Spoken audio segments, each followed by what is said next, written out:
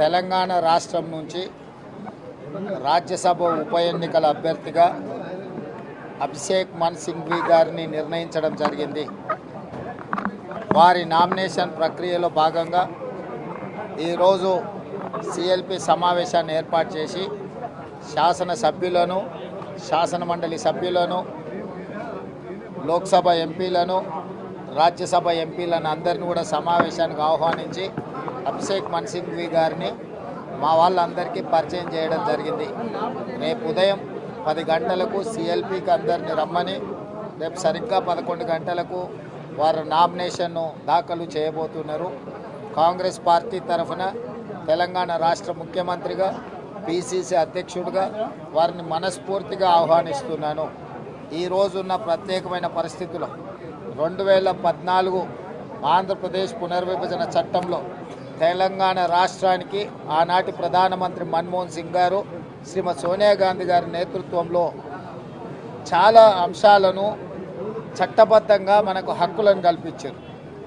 ఖమ్మంలో ఉక్కు కర్మాగారం కావచ్చు, వరంగల్లో రైల్వే కోచ్ ఫ్యాక్టరీ కావచ్చు, ఐఐఎం కావచ్చు, సాగునీటి ప్రాజెక్టులు, జాతీయ ప్రాజెక్టు కావచ్చు, అదేవిధంగా నీటి కేటాయింపుల విషయంలో కూడా కృష్ణానది జలాలు, గోదావరి జలాల మీద కూడా ఆంధ్రప్రదేశ్ పెడుతున్న వివాదాలు, ఇవన్నీ కూడా చట్టసభలలోనే కాకుండా న్యాయస్థానాలలో కూడా ఇప్పుడు మనము పోరాటం చేయాల్సిన అవసరం ఉన్నది.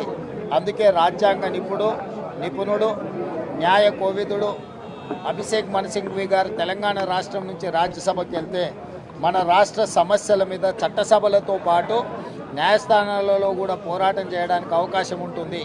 అందుకే వారి రాష్ట్రం నుంచి ప్రాతినిధ్యం వహించడం తెలంగాణ రాష్ట్ర హక్కులను కాపాడడానికి, మన హక్కులను సాధించుకోవడానికి ఉపయోగపడుతుంది. మనస్ఫూర్తిగా వారిని తెలంగాణ తరఫున రాజ్యసభకు ఆహ్వానిస్తున్నారు. అందరూ వస్తారు, అందుబాటులో ఉన్న అందరూ, నేను, భట్టి విక్రమార్క గారు, అందరూ ఎమ్మెల్యేలు, ఎమ్మెల్సీలు, ఎంపీలు, అందుబాటులో ఉన్న వాళ్ళందరూ వస్తారు. కొందరు ఒకవేళ నియోజకవర్గాలలో ఏదైనా కార్యక్రమాలలో ఉండి రాలేకపోయినా మిగతా మేమందరం అందుబాటులో ఉండి నామినేషన్ ప్రక్రియను సజావుగా నిర్వహిస్తాం. రాహుల్ గాంధీ గారి కృతజ్ఞత సభ ఎప్పుడు ఉండబోతుంది? ఎప్పుడు రాహుల్ గాంధీ గారి కృతజ్ఞత సభ వరంగల్లో డెఫినెట్గా ఉంటుంది. తొందరలోనే ఈ ప్రక్రియ అయిపోయిన తర్వాత అధిష్టానంతో మాట్లాడి వారి కార్యక్రమాన్ని తీసుకోవడం జరుగుతుంది. రాజీవ్ గాంధీ జయంతి సందర్భంగా విగ్రహావిష్కరణకు అనుకున్నాము, కానీ తేదీలు సరిగ్గా కుదరకపోవడం, రకరకాల అంశాలు ఉన్నాయి.